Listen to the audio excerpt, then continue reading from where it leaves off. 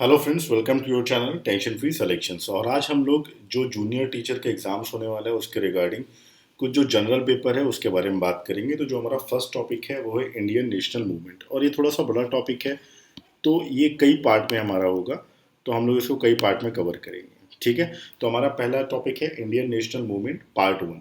तो सबसे पहले आप समझ लीजिए कि इंडियन नेशनल मूवमेंट क्या है। देखिए, सबसे पहले क्या है कि हमारा 1857 से लेकर, यानी जो हमारी, अगर हम लोग बात करें, जो हमारी क्रांति स्टार्ट हुई थी, यानी जो एक कह सकते हैं कि आप हमको फ्रीडम के लिए जो हमारी लड़ाई स्टार्ट हुई थी, वो 1857 से लेके 1947 तक चली। क्योंकि 1947 पे हम लोग फ्रीडम हो गई, हम लोग स्वतंत्र हो गए, ठीक है। तो उसके 1857 से लेके 1947 तक जो जो हमारी एक इम्पॉर्टेंट अधिवेशन हुए कांग्रेस के, इंडियन नेशनल कांग्रेस के, या जितने हमारे आंदोलन हुए, या फिर जितनी भी हमारी जो इम्पोर्टेंट हमारी संस्थाएं थी जो इस्टेब्लिश हुई हमारे स्वतंत्रता के लिए, जो हमारे इंडियंस जितने भी हम लोग हैं, हम लोगों के लिए जो इस्टेब्लिश हुई, उसके बारे में हम लोग डिस्कशन करेंगे जो इम्पोर्टेंट है, ठीक है। बहुत डीप में नहीं जाएंगे हम लोग, जो पेपर की दृष्टि से जो समझ में आता है कि जो इम्पोर्टेंट है सिर्फ उसके बारे में हम लोग डिस्कशन करेंगे, राइट।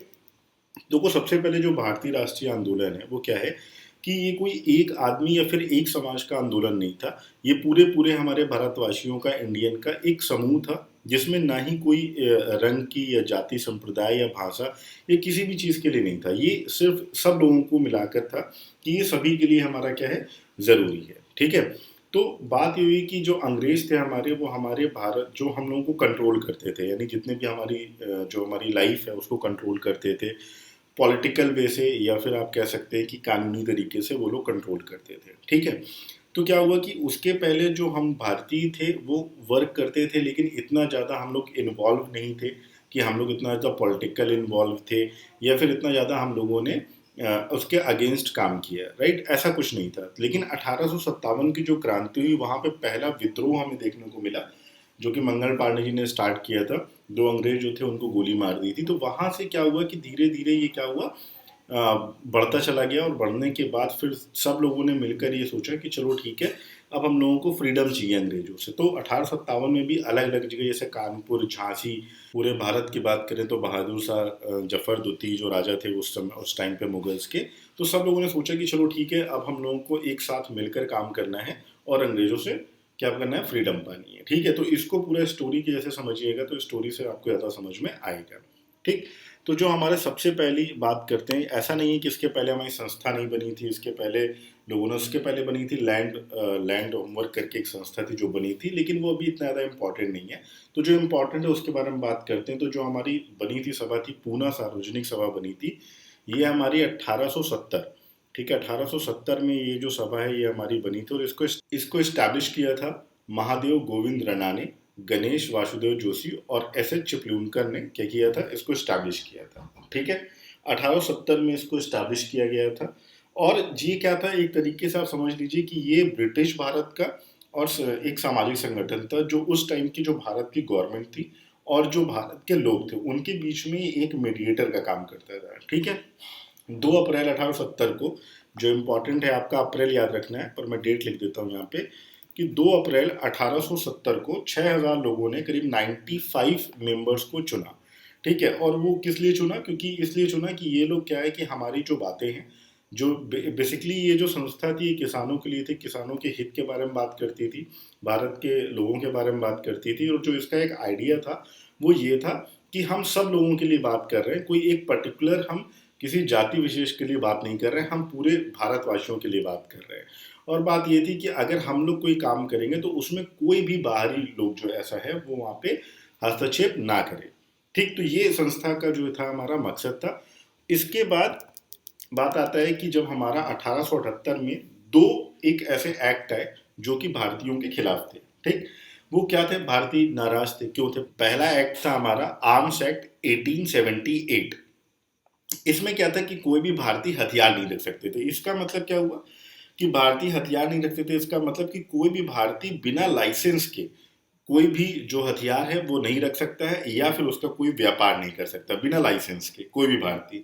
लेकिन इसमें भाई ये तो ठीक है कि चलो भाई किसी के पास लाइसेंस नहीं है तो ना रखे, लेकिन इसमें अगेंस्ट में क्या हुआ, क्योंकि ये सिर्फ भारतीयों के लिए था, ये यूरोपीय अमेरिकन और सरकार के कुछ अधिकारी था, वो इस एक्ट में नहीं आते थे। तो फिर भारतीयों को जाहिर सी बात है कि इसे अपोज करना है कि भाई ये क्या बात होती है, अगर कोई रूल बनता है तो सबके लिए बनना चाहिए।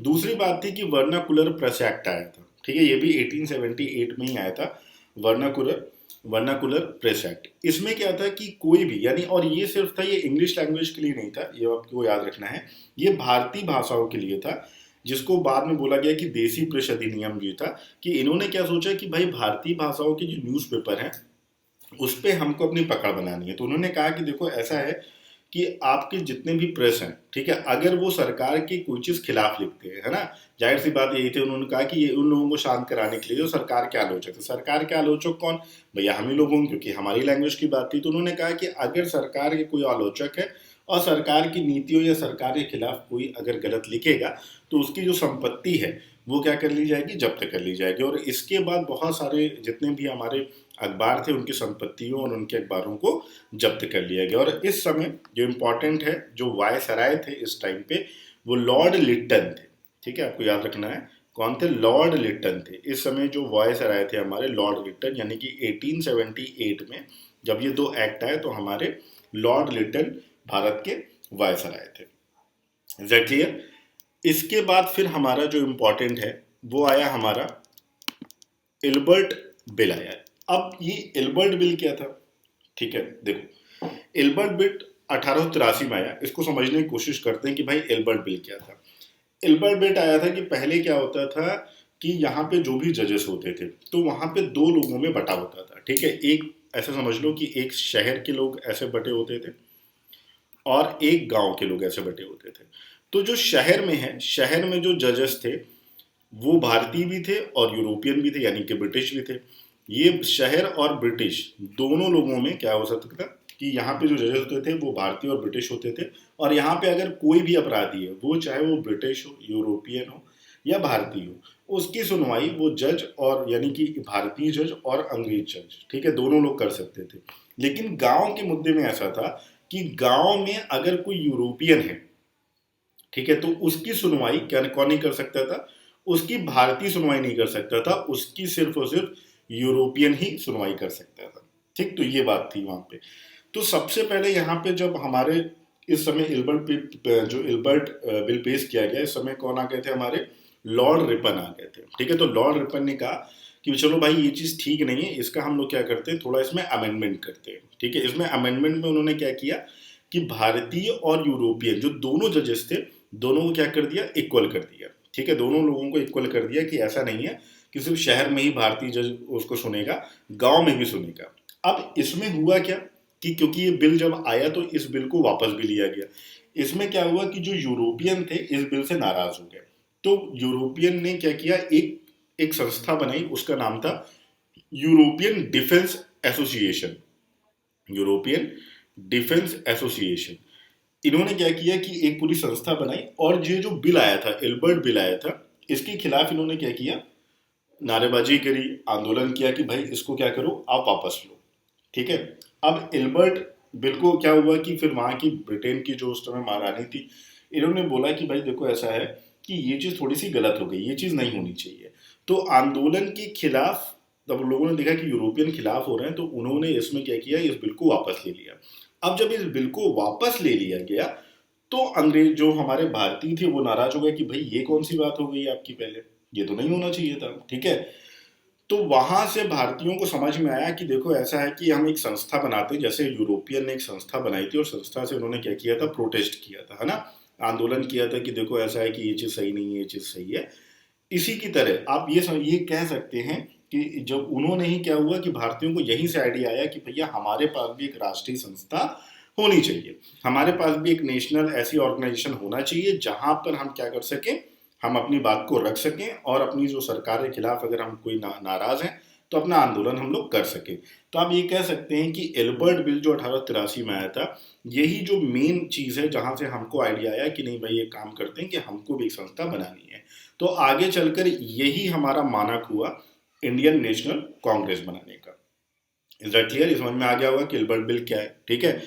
और भारतीय और क्यों नाराज हुए थे, क्योंकि एक जो दरबार था दिल्ली दरबार, ठीक है, दिल्ली दरबार क्या होता था कि जो अंग्रेजों के महाराजा होते थे, जब उनके स्वागत के लिए बहुत बड़ा भव्य सम्मेलन किया जाता था, तो 1877 में क्या हुआ था कि बहुत भयानक अकाल पड़ा था यहाँ पे। और अब लोगों को क्या हुआ कि भाई यहाँ पे तो हम भूखे मर रहे हैं, और वहां पे वो लोग क्या कर रहे हैं, आराम से अपना जो है नाश्ता कर रहे हैं, आराम से जो है सम्मेलन कर रहे हैं। तो इससे उनको समझ में आया कि भाई देखो ऐसा ये हमारे अपने लोग नहीं है। तो वहां से भी हमारे भारतीय क्या थे, नाराज थे। और फिर 1883 में जब ये बिल आया और वो वापस हो गया, जब आया तो भारतीय खुश थे कि चलो ठीक है, लेकिन जब वो वापस बिल हो गया तो इस बात से क्या हुआ कि भारतीय बहुत ज्यादा नाराज हो गए। ठीक है, बात समझ में आ गई। और क्योंकि इसको एल्बर्ट बिल क्यों कहा जाता है, क्योंकि एल्बर्ट ने ये बिल जो है पेश किया था 2 फरवरी 1883 को, 2 फेब 1883।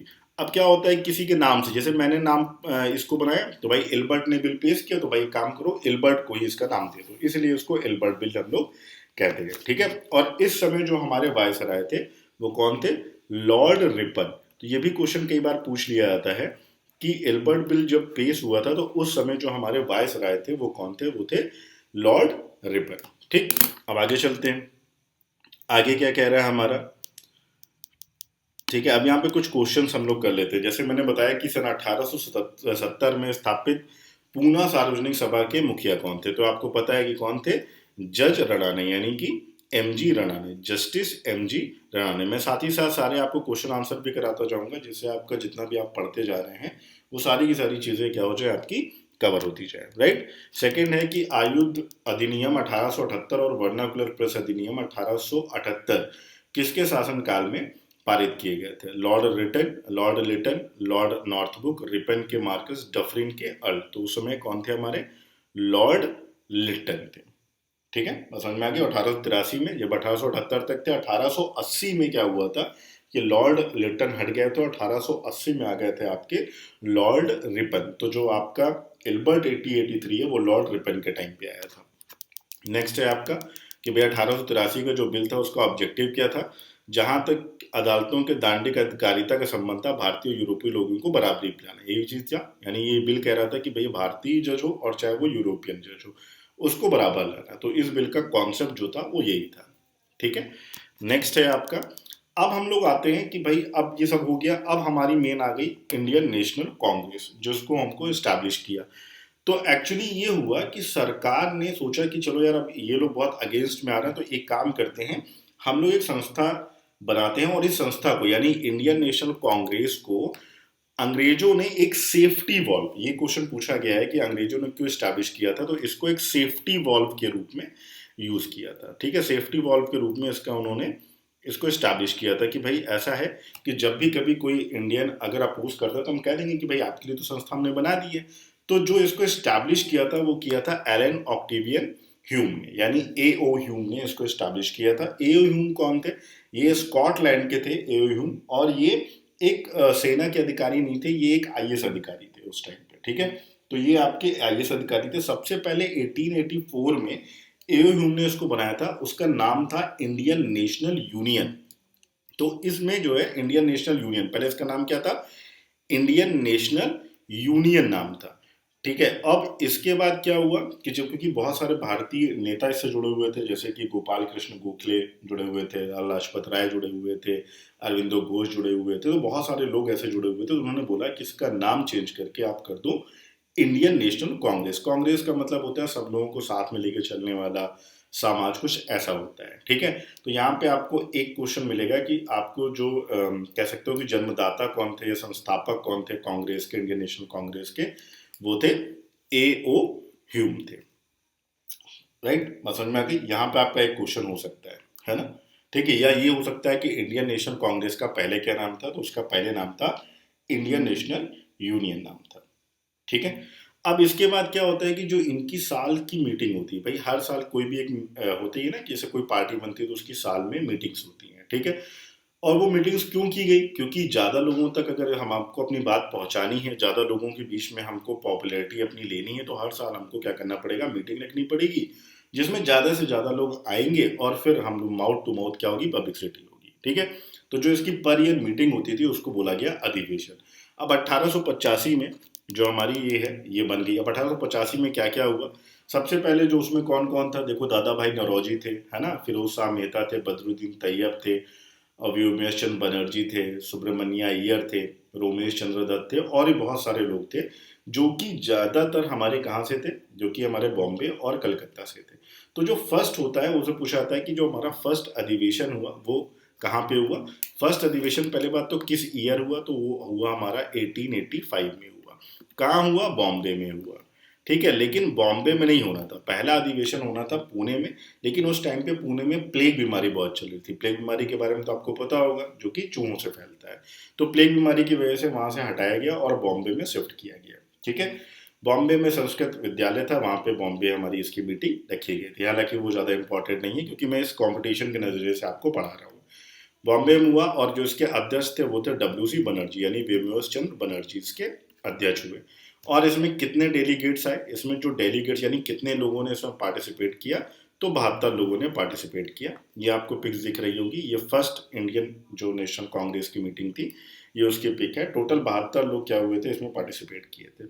और यहाँ पे जो पहले महासचिव बने थे वो कौन बने थे, A. O. ह्यूम बने थे। तो दो ही तीन क्वेश्चन बन सकते हैं। सबसे पहला अधिवेशन कब हुआ, कहाँ पे हुआ, उसके जो आपके अध्यक्ष थे वो कौन थे, और उसके जो महासचिव थे वो कौन थे, और कितने लोग वहां पे क्या हुए, पार्टिसिपेट किए थे। ये आपके क्वेश्चन बन सकते हैं। ठीक है, अब यहाँ पे क्या है कि ये जो अधिवेशन है, अधिवेशन बहुत सारे जो इम्पोर्टेंट है। ठीक है, तो आपको याद रखना है अधिवेशन के बारे में, आपको बता रहा हूँ कि आपके अधिवेशन आपको जो याद रखने हैं वो अधिवेशन आपके हैं 85, यानी आपको स्टार्टिंग के 5 या 6 तो याद रखने हैं क्योंकि वो इम्पोर्टेंट है ना, वो सबसे ज़्यादा इम्पोर्टेंट है। और सबसे पहली बात यहाँ पे दो क्वेश्चन और बन सकते हैं कि इस समय वायसराय कौन था। ठीक है, वायसराय कौन था, तो इस समय थे डफरिन, आपको याद रखना है डफरिन। अब आपको याद कैसे करना है कि भैया डफरिन से डफर, डफर ने सोचा कि हम भाई कांग्रेस को स्टैब्लिश करेंगे और वो तो हमारे लिए काम करेगी, है ना, क्योंकि उन्होंने सेफ्टी वॉल्व के रूप में याद किया। तो आपको याद रखना है कि कांग्रेस को डफर ने स्टार्ट किया था, तो यानी वायसराय कौन थे, डफर थे।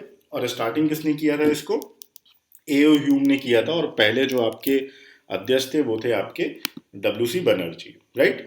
तो अब यहाँ पर हम लोग एक कुछ और देख लेते हैं जो इम्पोर्टेंट है हमारे सामने। सबसे पहले हमारा हुआ 85 में, ठीक है, ये आपको याद रखना है 1885 में। फिर दूसरा हुआ 86 में, फिर 87 में, फिर आपका हुआ 88, 89 और 90 इंपॉर्टेंट नहीं है, 96 इंपॉर्टेंट है। तो आपको ऐसे याद रखना है बक मई बक। ठीक है, आपको ऐसे याद रखना है बक मई बक।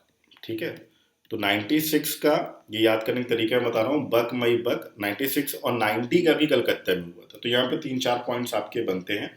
तो क्वेश्चन बनता है सबसे ज्यादा अधिवेशन कहाँ हुए, तो सबसे ज्यादा अधिवेशन हमारे कलकत्ता में हुए। क्यों, एक बात ये भी आप ऐसे याद रख सकते हो कि कलकत्ता उस टाइम पे कैपिटल थी भारत की। ठीक है, तो आपको ऐसे याद रखना, बा से बम्बई, का से कलकत्ता, मा से मद्रास, ई से इलाहाबाद, फिर बा से बम्बई और फिर का से कलकत्ता। ठीक, तो 1885 में आपको पता है कि WC बनर्जी बने थे, व्योमेश चंद्र बनर्जी बने थे। कलकत्ता में बने थे आपके दादा भाई नौरोजी। ये सेकेंड अधिवेशन के जो अध्यक्ष थे दादा भाई नौरोजी, और ये 3 बार कुल अध्यक्ष बने। ठीक है, फिर जो आपका 87 में हुआ मद्रास में, इसमें आपके बने बदरुद्दीन तैयब, बदरुद्दीन तैयब। ये इंपॉर्टेंट है कि प्रथम मुस्लिम अध्यक्ष। ठीक है, ये आपको याद रखना है, प्रथम मुस्लिम अध्यक्ष जो थे हमारे वो बदरुद्दीन तैयब थे, राइट। फिर ई से आपका हुआ इलाहाबाद, और यहाँ पे क्या हुआ, इलाहाबाद है आपका, इलाहाबाद में आपके बने थे जॉर्ज यूल। ठीक है, कौन बने थे, जॉर्ज यूल बने थे। और ये प्रथम अंग्रेज थे जो अध्यक्ष बने थे। तो यहां से तो जो 4-5 क्वेश्चन बनते हैं उसके बारे में बता रहा हूँ। जो प्रथम अंग्रेज थे जो अध्यक्ष बने थे वो थे जॉर्ज यूल। इसके बाद 89 में बंबई में फिर हुआ, और इसके जो अध्यक्ष थे वो थे विलियम वेडरबन। कौन थे, विलियम वेडरबन। ये इंपॉर्टेंट इसलिए है कि अगर पूछ लेता है कि ऐसा कौन सा अंग्रेज है जो 2 बार अध्यक्ष बना है, तो वो थे विलियम वेडरबन। ठीक है, फिर 90 में फिर से हमारे कौन, कलकत्ता में हुआ था। अब इसके बाद 96 क्यों इंपॉर्टेंट है, 96 का जो अधिवेशन हुआ था वो कलकत्ता में हुआ था। इंपॉर्टेंट क्यों है, क्योंकि यहाँ के जो इस समय अध्यक्ष थे वो थे रहीमतुल्ला सयानी। नाम याद रखिएगा, रहीमतुल्ला सयानी। अब ये इंपॉर्टेंट क्यों है, क्योंकि सबसे पहले जो वंदे मातरम है वो इसी अधिवेशन में गाया गया था। ठीक है, वंदे मातरम आज जो गाया गया था, फर्स्ट बार जो पहली बार वंदे मातरम गाया गया था वो रहीमतुल्ला सयानी यानी जो मुस्लिम थे उनकी अध्यक्षता में 96 के अधिवेशन में गाया गया था। Is that clear? फिर इसके बाद जो इम्पोर्टेंट है वो है 1901। 1901 भाई क्यों इम्पोर्टेंट है? ये भी हुआ था कलकत्ता में, ये भी हुआ था कलकत्ता में। और 1901 के अधिवेशन में गांधी जी पहली बार सम्मिलित हुए थे। ठीक है, इसमें गांधी जी सम्मिलित हुए थे, पहला सम्मेलन ये था। इस टाइम पे गांधी जी आपके बाहर थे, साउथ अफ्रीका में रहते थे, लेकिन 1901 का जो अधिवेशन था इसमें गांधी जी पहली बार सम्मिलित हुए थे। और इनके पूछ लेता है कभी कभी कि भाई इस समय अध्यक्ष कौन थे, तो इसके अध्यक्ष थे दिनिशा इदुलची वाचा। ठीक है, तो आप दिनिशा ऐसे याद रख लो, दिनिशा इदुलची वाचा, ये इंपॉर्टेंट है। इसके बाद आपका 1905 का इंपॉर्टेंट है, क्योंकि 1905 में, वो भी हम लोग आगे डिस्कशन करेंगे, क्योंकि 1905 में जो अध्यक्ष थे वो 1905 का जो अधिवेशन हुआ था वो बनारस में हुआ था, और उसके जो अध्यक्ष थे वो थे गोपाल कृष्ण गोखले जी। और पहली बार स्वदेशी की जो मांग है वो यहीं पर रखी गई थी। क्यों रखी गई थी अभी हम लोग आगे पढ़ेंगे तो समझ में आएगा। ठीक है, तो इसका आप स्क्रीनशॉट ले लो या जो भी करना है, बस ये इंपॉर्टेंट है, यहाँ से एक दो क्वेश्चन आपके बन जाते हैं। इसके बाद हम लोग बात करते हैं कि भाई चलो डफरिन के टाइम पे ये हुआ, तो हमने आपको बताया कि ह्यूम जो फर्स्ट सेशन पे था। ठीक है, अब ये हुआ कि 1885 से लेकर 1905 का जो टाइम था उसको उदारवादी चरण कहा था, यानी ये कह सकते हो कि पूरी तरीके से नरम दल इसमें क्या था, हावी था। अब उसमें नरम दल में कौन कौन थे? W C Banerjee, Gopal Krishna Gokhale, R C Dutt, Feroz Shah Mehta, George Yule, ये सारे लोग क्या थे, यहाँ पे नरम दल में थे। अब इनकी मांग क्या थी भाई? नरम दल और गरम दल का मांग क्या था ये भी समझ लेते हैं। देखो, तो नरम दल और गरम दल में एक बेसिकली जो डिफरेंस था, नरम दल के लोग ऐसे थे कि वो ट्रिपल पी पे काम करते थे, यानी कि आपका बात करते थे वो लोग प्रोटेस्ट की, प्रेयर की और पिटीशन की। यानी कि चलो अगर हमको भाई किसी से दिक्कत है तो हम भाई उससे प्रार्थना करते हैं कि भाई मेरे को ये दे दो। प्रोटेस्ट करते हैं लेकिन शांति प्रिय प्रोटेस्ट करते हैं, और एक पिटीशन लिखते हैं, मतलब जो गलत कर रहा है उसी को हम लिखे चिट्ठी लिख के देंगे कि अरे भाई साहब आप गलत कर रहे हैं और इसको मत करिए। बेसिकली नरम दल के जो नेता थे, तो नरम दल के नेता कौन कौन थे? अगर मैं मेन की बात करूं तो फिरोज शाह मेहता हो गए, गोपाल कृष्ण गोखले हो गए, दादा भाई नौरोजी और लोग हो गए। ये सब लोग क्या थे जो मैंने पीछे बताया, ये नरम दल के नेता थे। और नरम दल के जो लोग थे वो बिलीव करते थे कि भैया प्रोटेस्ट, प्रेयर और पिटीशन पे, यानी कि भैया मैं आंदोलन करूंगा लेकिन शांतिपूर्ण आंदोलन करूंगा, और मैं मांग करूंगा और नहीं मानेंगे तो मैं उनको एक चिट्ठी लिख दूंगा। इसी बीच में क्या थे कि 1892 में, जैसे 1885 हुआ, 1885 में जितने बड़े बड़े नेता लोग थे वो सबके सब क्या हुए, एक साथ मिलकर कांग्रेस बन गई हमारी। और 1892 से लोगों में क्या होने लगा, मतभेद होने लगा। ठीक है, तो यहीं से गरम दल उपने लगा। अब गरम दल क्या कहते थे कि भैया देखो ऐसा है, अगर कोई आपको तमाचा मार रहा है, कोई आपकी बेइज्जती कर रहा है तो उससे लड़ दो। ठीक है, और ज्यादातर जो गरम दल के लोग थे वो कहते थे देखो ये चिट्ठी और प्रार्थना करने से कुछ नहीं होगा, हमको उग्र होना पड़ेगा, हमको लड़ाई करनी पड़ेगी, अपनी बात मनवानी पड़ेगी, और ये हमारा देश है तो हम अपनी अपनी चीजों को ज्यादा यूज करें। तो गरम दल के नेता जो थे वो क्या थे आपके, लाल बाल पाल से फेमस थे। लाल का मतलब लाला लाजपत राय, बाल का मतलब बाल गंगाधर तिलक, और पाल का मतलब बिपिन चंद्र पाल और अरविंदो घोष। ये बेसिकली जो चार नेता थे ये गरम दल के नेता थे। ठीक है, इसके बाद क्या हुआ आपका 1907 का जो सेशन था वो इंपॉर्टेंट है। 1907 का जो सेशन था वो रास बिहारी घोष वहां के अध्यक्ष थे, और यहीं पर क्या हुआ कि नरम दल और गरम दल में विभाजन हो गया, और विभाजन के बाद दोनों क्या हो गए, अलग हो गए। क्यों हो गए उसके पीछे भी एक कहानी ऐसी है कि भैया 1907 में जो सूरत का अधिवेशन था इसमें गरम दल के नेता मांग रहे थे कि भाई देखो ऐसा है कि अभी तक आपके ही नरम दल के नेता बनते जा रहे अध्यक्ष, एक बार हमको भी मौका दीजिए। यानी गरम दल चाहता था कि देखो लाला लाजपत राय जी को बनाया जाए। ठीक है, लेकिन हुआ क्या कि जो नरम दल के नेता थे, क्योंकि वो ज्यादा थे उस टाइम पे, तो उन्होंने कहा नहीं ऐसा नहीं हो सकता, उन्होंने बना दिया राज बिहारी घोष को बना दिया। तो यहाँ से क्या हो गया, लड़ाई हो गई, और गरम दल और नरम दल दोनों क्या हो गए, अलग हो गए। हालांकि बाद में 1915 1916 में दोनों साथ में आए, जब लखनऊ समझौता हुआ तो दोनों साथ में आए, लेकिन बहुत दिन तक उनकी दोस्ती टिक नहीं पाई यहाँ पे। ठीक है, अब हुआ क्या कि देखो ऐसा ऐसा हुआ क्यों ये भी समझ लो। 1905 में बनारस में अधिवेशन हुआ, तो वहां के जो आपके अध्यक्ष थे वो थे गोपाल कृष्ण गोखले जी, जहां पे उन्होंने स्वदेशी की मांग करी। 1906 में कलकत्ता में था और दादा भाई नौरोजी बने, और यहाँ पे उन्होंने स्वशासन या फिर स्वराज की मांग करी। ठीक, तो 1905 1906 में भी आप देख रहे हो कि नरम दल के बन रहे हैं। तो गरम दल का कहना था कि भाई 1907 अब जो सूरत में हो रहा है ताप्ती नदी के किनारे, ये क्वेश्चन पूछा जाता है कि ताप्ती नदी के किनारे कौन सा अधिवेशन हुआ था, तो 1907 का अधिवेशन हुआ था सूरत वाला। ठीक है, इसके जो अध्यक्ष थे वो कौन थे, आपके रास बिहारी घोष थे। ये एक क्वेश्चन यहाँ से बन जाता है। तो उनकी डिमांड थी कि भाई लाल लाजपत राय को बनाया जाए, लेकिन उन्होंने बोला कि भाई गरम दल से लोगों से नरम दल के जो लोग थे वो बिल्कुल संतुष्ट नहीं हुए। उन्होंने बोला कि ये लोग बहुत दखल कर रहे हैं, तो एक काम करते हैं कि इनको बाहर कर देते। तो वहां से दोनों लोग क्या हो गए, अलग हो गए, लेकिन गरम दल भी काम करता रहा, और उनके जितने भी अनुयायी थे, जो गरम दल के अनुयायी थे, वो बाहर से कार्य करते रहे। ठीक है, तो इस तरह 1907 का जो सूरत का अधिवेशन है वहां पे कांग्रेस क्या हुआ, डिवाइड हो गया दो भागों में, नरम दल और गरम दल में। इसके बाद ये इंपॉर्टेंट है इंडियन एसोसिएशन। ये इंपॉर्टेंट इसलिए है क्योंकि सबसे पहले अगर हम बात करते हैं कि 1876 में ये जो संस्था स्थापित की गई थी, ये भारत की प्रथम राष्ट्रवादी संस्था थी। ठीक है, इसलिए इसको यहाँ पे मैंने वेटेज दिया है कि ये भारत की प्रथम राष्ट्रवादी संस्था थी जो स्टैब्लिश हुई। इसका नाम था इंडियन एसोसिएशन। और इसको पूछ लेता है कि उसको स्टैब्लिश किसने किया था, तो उसको स्टैब्लिश किया था सुरेंद्र नाथ बनर्जी ने और आनंद मोहन बोस ने मिलकर इस संस्था को बनाया था, जो कि बाद में, क्योंकि सब लोग काम एक ही कर रहे थे, जो इंडियन नेशनल कांग्रेस में क्या हो गई थी, मिक्स हो गई थी। तो पहली जो पूरी तरीके से भारत की थी प्रथम राष्ट्रवादी संस्था थी, यहाँ से क्वेश्चन बन जाता है, वो थी इंडियन एसोसिएशन, जिसको स्टैब्लिश किया था 1876 में। ठीक है, बात समझ में आ गई। तो ये हमारे पार्ट 1 के, अब हम लोग कुछ क्वेश्चन आंसर यहाँ पे डिस्कशन करेंगे। तो पहला क्वेश्चन है कि who preside over the first session of the Indian national Congress, यानी पहले अध्यक्षता किसने की थी, ए ह्यूम, सुरेंद्र नाथ बनर्जी, डब्ल्यू सी बनर्जी, बदरुद्दीन तैयब जी। तो किसने की थी, डब्ल्यू सी बनर्जी ने की थी, विमोच चंद्र बनर्जी ने की थी। दूसरा क्वेश्चन है भारतीय राष्ट्रीय कांग्रेस का 1885 में किसके शासनकाल में गठन किया गया। तो मैंने याद करने के तरीके क्या बताया था, बहुत डफर था वो अंग्रेज जिसने कांग्रेस को स्टैब्लिश करने के लिए बोला। तो डफर से मतलब डफरिन, तो लॉर्ड डफरिन उस समय भारत के क्या थे, वायसराय थे।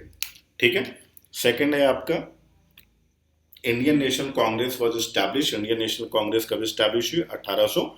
1885 का मतलब 28 दिसंबर 1885 को इसको स्टैब्लिश किया गया था। तो दिसंबर का भी कोई पूछ लेता, मंथ पूछ लेता है, तो आपको याद रखना है दिसंबर 1885 को। नेक्स्ट है आपका भारतीय राष्ट्रीय कांग्रेस के अध्यक्ष के रूप में चुने जाने वाले पहले मुस्लिम कौन थे, ये भी क्वेश्चन बहुत आता है। तो कौन थे, बदरुद्दीन तैयब, जो पहले मुस्लिम थे हमारे इंडियन नेशनल कांग्रेस के अध्यक्ष। फिर हम बात करते हैं पार्टीशन ऑफ बंगाल। ये भी बड़ा इंपॉर्टेंट है कि पार्टीशन ऑफ बंगाल क्या चीजें थी। ठीक है, अब हुआ क्या कि पार्टीशन ऑफ बंगाल की बात कैसे आई, क्योंकि बंगाल उस टाइम पे बहुत बड़ा क्षेत्र था। आप ये समझ लो कि इतना बड़ा क्षेत्र था कि अभी का जो फ्रांस है, अगर हम देश की बात करते हैं, तो उससे बड़ा या लगभग उतना ही बड़ा था। ठीक है, और फ्रांस की जितनी पॉपुलेशन थी उससे कहीं ज्यादा पॉपुलेशन हमारी कहाँ की थी, बंगाल की थी। ठीक है, और उस टाइम पे बंगाल में बिहार और उड़ीसा भी शामिल था उस टाइम पे। तो बिहार जो जो बंगाल था वो बहुत बड़ा था हमारा। तो उस टाइम पे जो वायसराय थे वो थे लॉर्ड कर्जन। तो लॉर्ड कर्जन ने 19 जुलाई 1905 को क्या किया, वायसराय कर्जन ने घोषणा की कि बंगाल को हम अलग कर देंगे। अब उन्होंने जो अपना बताया कि भाई हम क्यों हटा रहे हैं, उन्होंने उसको ऐसे बताया कि ये क्षेत्र क्या है, बहुत बड़ा है और हमारे काम नहीं हो पाते हैं एक्चुअली, तो इस वजह से हम क्या करते हैं, इसको अलग कर रहे हैं। और ये 19 जुलाई 1905 को घोषणा करी इन्होंने। ठीक है, प्रभावी कब हुआ, वो प्रभावी हुआ 16 अक्टूबर 1905 को। 19 जुलाई 1905 को लॉर्ड कर्जन ने घोषणा करी कि हम बंगाल को विभाजित कर देंगे दो भागों में। दो भागों का मतलब पश्चिम बंगाल और पूर्वी बंगाल, यहाँ पे हम इसको डिवाइड कर देंगे, क्योंकि बहुत बड़ा क्षेत्र है तो हमारे काम नहीं हो रहे। उन्होंने जो एक्सक्यूजेस दिए, लेकिन सच्चाई ये थी कि वो बंगाल को हिंदू यानी पश्चिम बंगाल यानी हिंदू बहुल क्षेत्र और पूर्वी बंगाल जो कि यहाँ पे मुस्लिम बहुल क्षेत्र है, ठीक है, तो वो हिंदू मुस्लिम को डिवाइड करना चाहते थे। तो उन्होंने इस हिसाब से, यहाँ पे आप देख सकते हैं कि इन्होंने क्या किया, ये ईस्टर्न बंगाल कर दिया। ठीक है, इधर जो हरा वाला दिख रहा है इसको मुस्लिम क्षेत्र कर दिया और जो रेड वाला दिख रहा है इसको हिंदू क्षेत्र कर दिया। ठीक है, जो उनकी मानसिकता थी कि हिंदू इधर हो जाएंगे और पूर्वी, अभी आपको याद होगा कि हमारे देश में जो बंगाल है उसका नाम बंगाल नहीं, उसको हम लोग पश्चिम बंगाल कहते हैं। क्यों कहते हैं? क्योंकि उस टाइम पे बांटा था, तो इधर हमारा हो गया पश्चिम बंगाल, और ये पूर्वी बंगाल जो था ये बाद में बन गया बांग्लादेश। ठीक है, जो इस टाइम पे बांग्लादेश है वो हमारा पूर्वी बंगाल है, जो बांग्लादेश हमारा बन गया। ठीक है, अब इसका विरोध दोनों लोगों ने किया। जैसे उन्होंने बताया कि भाई सरकार ने कहा कि प्रशासनिक था, लेकिन मैंने आपको बताया कि बेसिकली ये था कि हिंदू मुस्लिम को अलग कर दो। ठीक है, अब इस बात का नरम दल और गरम दल दोनों ने इसका विरोध किया कि भाई ये चीज़ तो गलत है। तो 16 अक्टूबर 1905 को रक्षाबंधन दिवस उन लोगों ने मनाया। कभी कभी पूछ लेते हैं कि रक्षाबंधन दिवस हिंदू और मुस्लिमों ने कब मनाया था, तो 16 अक्टूबर 1905 में मनाया था, बंगाल विभाजन के दौरान। ठीक है, तो हुआ क्या कि लोगों ने इसका विरोध किया। ठीक है, इसका बहुत 1908 में एक आंदोलन भी हुआ, इसको बोलते हैं, और इसी को बोलते हैं बंग भंग। इसी को बोलते हैं बंग भंग, यानी बंगाल विभाजन। ठीक है, बंग भंग भी इसी को बोला जाता है, नाम से जानते हो। और इसका 1908 में बंग भंग आंदोलन स्टार्ट हुआ था, 1908 में। ठीक है, तो ये बंगाल विभाजन था और इसका विरोध किया गया। बंगाल विभाजन का बेसिकली मुद्दा यह था कि हिंदू को अलग कर दो और मुस्लिम को अलग कर दो। उनका जो मेन मोटिव था अंग्रेजों का यह था, लेकिन उन्होंने बताया कि नहीं भाई, बहुत बड़ा एडमिनिस्ट्रेशन, जो प्रशासनिक चीज़ें हैं वो हम कर नहीं पाते क्योंकि इतना बड़ा है और सुविधाएं नहीं दे पाते हैं, जो उनका तर्क था। और इस समय वायसराय कौन था? लॉर्ड कर्जन था। राइट, अब जब ये सारी चीज़ें हो गई तो इसी के उसमें क्या हुआ कि रविन्द्रनाथ टैगोर ने राष्ट्रीय गीत अमार सोनार बांग्ला की रचना की, और जो बाद में पाकिस्तान से 1971 में जब बांग्लादेश आज़ाद हुआ, ये बंगाल विभाजन के दौरान ही जो है रविन्द्रनाथ टैगोर जी ने इसकी रचना की थी, अमार सोनार बांग्ला, और बांग्लादेश को जो 1971 में बांग्लादेश का राष्ट्रगान बना। ठीक है, अब यही जो आपका बंगाल विरोध था, यही बाद में चल के स्वदेशी आंदोलन बन गया। उन्होंने कहा भाई इस टाइप से डिवाइड कर रहे हैं तो एक काम करते हैं, हम लोग स्वदेशी आंदोलन करते हैं। भाई स्वदेशी आंदोलन क्या था कि भाई सारी की सारी जो चीज़ें हैं, सारी की सारी चीज़ें वो हम स्वदेशी मूवमेंट है ना, सारी सारी चीज़ें हम क्या करें। ये हमारा स्टार्ट हुआ 7 अगस्त 1905 से, कलकत्ता में हुआ। ठीक है, तो उसमें ये हुआ कि भाई ऐसा है कि या तो इस विरोध को आप क्या करिए, वापस कर लीजिए, जो विरोध प्रस्ताव पारित किया गया कि जो बंगाल विभाजन है ये चीज़ गलत है। अब वहाँ से स्वदेशी आंदोलन कैसे स्टार्ट हुआ? स्वदेशी आंदोलन का मतलब था कि भाई जितनी भी अंग्रेजी चीज़ें हैं, चाहे वो कपड़े हों, चाहे वो खाने कोई चीज़ हो, चाहे वो स्कूल हो, या किसी भी टाइप की सारी चीज़ें हों, या अंग्रेजी भाषा है, ठीक है, इंग्लिश लैंग्वेज है, उन सब का बहिष्कार करो। आप भारतीय हैं, आप भारतीय चीज़ों का क्या करें, आप प्रयोग करें, चाहे वो कपड़ा हो, चाहे वो पढ़ाई की चीज़ें या कोई भी सारी चीज़ें हों, आप एजुकेशन है या फिर आपकी भाषा है, वो सब आप लोग हिंदी यूज़ करें। तो यहीं से आपका स्वदेशी मूवमेंट स्टार्ट हुआ। तो क्वेश्चन ये आता है कि भाई किस आंदोलन के दौरान स्वदेशी जो मूवमेंट है, आंदोलन हुआ, वो स्टार्ट हुआ? तो बंगाल विभाजन। ठीक है, बात समझ में आ गई। ये आपके उस टाइम पे आप देख रहे होंगे कि ये आपके उस टाइम पे जो बैनर थे, स्वदेशी खरीदो, ठीक है, बायकॉट ब्रिटिश, यानी कि आपको जितने भी अंग्रेज उनको ब्रिटिश उनको बायकॉट करना है, उसको काटना है, उसकी कोई भी चीज़ें हमको नहीं लेनी है। राइट, समझ में आ गई।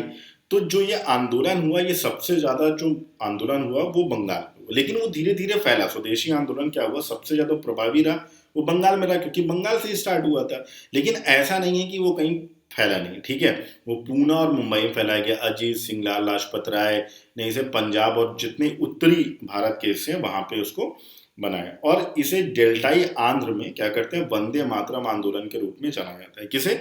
स्वदेशी आंदोलन को डेल्टाई आंध्र में आपको वंदे मातरम आंदोलन के नाम से भी इसको हम लोग जानते हैं। Is that clear? राइट, अब इसके बाद क्या हुआ कि जब ये आंदोलन फैल रहा था तो इसमें सबसे ज्यादा जो योगदान था वो था आपका न्यूज़पेपर का, क्योंकि न्यूज़पेपर थे तो न्यूज़पेपर में इसके बारे में छपाया जाता था, और जो न्यूज़पेपर थे वो अलग अलग शहरों में जाते थे। तो जो आंदोलन में अखबारों का बहुत ज्यादा रोल था। ठीक है, तो जो उसके जो मेन अखबार है, जो उसके बारे में यहाँ पे मैंने कुछ दिया है कि के मित्र का संजीवनी था, एस.एन. बनर्जी का बंगाली, और मोतीलाल घोष की अमृत बाजार पत्रिका थी। जो इंपॉर्टेंट था, बिपिन चंद्र पाल का न्यू इंडिया, ये पूछा जाता है, और अरविंद घोष का जो वंदे मातरम, ये देख रहे हैं, ये अरविंद घोष का वंदे मातरम न्यूज़पेपर है, और बिपिन चंद्र पाल का न्यू इंडिया, ये बहुत पूछा जाता है। ठीक है, और अजीत सिंह का भारत माता, ये कुछ हमारी पत्रिकाएं थी, और भी न्यूज़पेपर थे, ऐसा नहीं है, लेकिन यहाँ पे कुछ जो इंपॉर्टेंट न्यूज़पेपर थे सिर्फ मैंने उनको लिया है। तो ये इंपॉर्टेंट न्यूज़पेपर है, तो आप पूछ लेते हैं कि न्यू इंडिया अखबार किसका था, या फिर वंदे मातरम अखबार किसका था, भारत माता का जो अखबार था वो किसका था। तो ये यहाँ से 2-4 क्वेश्चन आपके पूछ लेते हैं। ठीक है, इसके बाद क्या हुआ कि भाई जब हम स्वदेशी अपना रहे हैं तो भाई अब शिक्षा भी हमको चाहिए, तो उसके लिए क्या हुआ कि एक नेशनल एजुकेशनल इंस्टीट्यूट ओपन किया गया, ठीक है, जहाँ के अरविंदो घोष क्या थे, एज ए प्रिंसिपल, कलकत्ता में इसको स्टार्ट किया गया कि भाई जब हम अंग्रेजों का विरोध करेंगे, 1906 में ओपन किया गया था 15 अगस्त में, जब हम अंग्रेजों का विरोध करेंगे एजुकेशन के लिए भी, तो भाई हमारा एजुकेशन होना चाहिए, हमारा कॉलेज होना चाहिए। और ये कॉलेज, नाम इसका चेंज हो चुका है, ये कॉलेज आज भी है, ठीक है। तो इसके जो प्रथम जो प्रधानाध्यापक थे वो अरविंदो घोष थे, ठीक है। नेशनल कॉलेज स्टार्ट किया गया था। इसके बाद फिर क्या हुआ कि जब धीरे धीरे चीज़ें हुई, तो फिर ये हुआ कि जो जब ये आंदोलन धीरे धीरे हमारा क्या हुआ, बढ़ने लगा, ठीक है। बढ़ने के बाद क्या हुआ कि जब ये स्वदेशी आ गया, तो वहीं से निकला स्वराज के लिए हम लोग जो है, जो स्वराज के लड़ने के लिए हम लोग आगे आ गए, क्योंकि न्यूज़पेपर में स्वदेशी इतना बढ़ गया था, हम लोग इतना काम कर रहे थे। तो ये था कि स्वराज के लिए लड़ने के लिए जो कट्टरपंथी ने बड़े पैमानों पर भीड़ जुटाई, और जितने भी अंग्रेजी संस्थान थे, जब उनके जितने भी सामान थे अंग्रेजों के, उसका क्या कर दिया, बहिष्कार, यानी उसको छोड़ने का त्याग कर लिया, उसके लिए आंदोलन करने लगा, ठीक है। तो फिर वहां पे कई लोगों ने बोला कि देखो बात ऐसे नहीं बनेगी, कुछ ना कुछ हमको क्रांतिकारी काम करना पड़ेगा, ऐसे काम करने पड़ेंगे हमको जटिल, जिससे ये जो अंग्रेज हैं हमारे, ये क्या हो जाए, बिल्कुल जड़ से खत्म हो जाए, उनको पूरा बाहर निकाल देना चाहिए। जब क्योंकि जब स्वराज आया था, तो स्वराज में ये आया था कि पूर्ण स्वराज, पहले आया था स्वराज, स्वराज का मतलब होता है स्व का मतलब खुद, और राज का मतलब राज करना, यानी खुद राज करना, यानी भाई हम लोग खुद हैं, खुद भारतवासी हैं, हम खुद राज करेंगे, कोई दूसरा हम पे थोड़ी राज करेगा। तो पहले आया था स्वराज, और फिर उसके आया था पूर्ण स्वराज। तो अभी उसके बारे में भी हम लोग आगे डिस्कशन करेंगे, ठीक है। उसके बाद 1905 के जो कांग्रेस अधिवेशन, जिसमें मैंने आपको ये पहले ही बता दिया है कि 1905 में स्वदेशी का आह्वान किसने किया था, गोपाल कृष्ण गोखले जी ने किया था, और स्वशासन या स्वराज 1906 में कलकत्ता में हुआ था। इसकी अध्यक्षता आपके दादा भाई नौरोजी ने की थी, है ना। ये बात मैं आपको पहले ही बता चुका हूँ। जो हमारे इंपॉर्टेंट पॉइंट्स है, सिर्फ मैंने उसको यहाँ पे कवर किया, जो एग्जाम की दृष्टि से, बहुत ज़्यादा डीपली डिटेल में हमको नहीं जाना है, ठीक है। तो अब हम लोग कुछ क्वेश्चन आंसर कर लेते हैं। सबसे पहले भारतीय राष्ट्रीय कांग्रेस के बनारस अधिवेशन 1905 की बात करें तो किसने अध्यक्षता की थी, गोपाल कृष्ण गोखले। इंपॉर्टेंट है, याद रखना 1905 में, क्योंकि 1905 में सबसे पहले स्वदेशी की मांग की गई थी, ठीक है।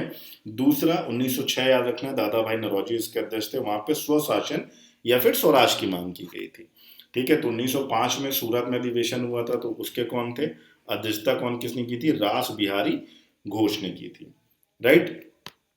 इसके बाद आपके बंगाल विभाजन के समय किसने, जो हमारे वायसराय थे, वो कौन थे, लॉर्ड कर्जन थे। ठीक है, ये सब बातें आपको याद रखनी इंपॉर्टेंट है, इसीलिए मैंने पूरा क्वेश्चन आंसर के फॉर्म पे सारी चीज़ें दी हैं।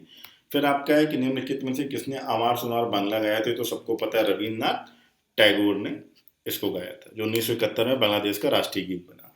स्वदेशी आंदोलन भारत में किसके दौरान शुरू हुआ था, तो ये क्वेश्चन आया ना। तो पहला है बंगाल विभाजन विरोधी आंदोलन 1919-22 का प्रथम असहयोग आंदोलन, ये तो ये पहुंचे भी नहीं। गांधी जी का चंपारण सत्याग्रह, ये भी नहीं पहुंचे। रॉलेट एक्ट का विरोध, ये भी नहीं पहुंचे। तो स्वदेशी आंदोलन कहाँ हुआ था, बंगाल विभाजन विरोधी आंदोलन जो था, वो धीरे धीरे क्या हो गया, आपका स्वदेशी आंदोलन में परिवर्तित हो गया, ठीक है। तो इसी के साथ जो आज का टॉपिक है वो हम लोग खत्म करते हैं। अगर ये आपको सेशन पसंद आया तो प्लीज़ लाइक करें, कमेंट करें, शेयर करें, सब्सक्राइब करें। अगर कोई भी डाउट होता है तो प्लीज़ कमेंट करके आप मुझसे पूछ सकते हैं। मिलते हैं इसके नेक्स्ट पार्ट में, तब तक के लिए बाय बाय, थैंक यू।